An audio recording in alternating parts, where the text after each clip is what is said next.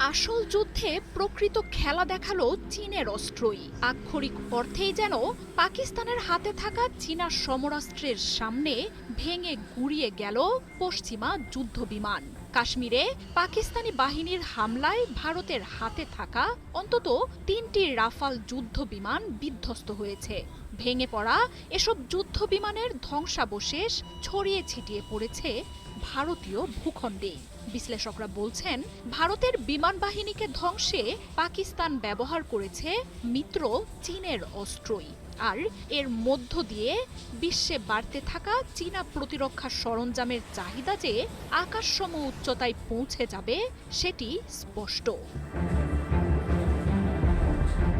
পাকিস্তান আর চীনকে দমনে পশ্চিমা অস্ত্রেই ভরসা করে ভারত। আধুনিক যুদ্ধের সবচেয়ে বড় অস্ত্র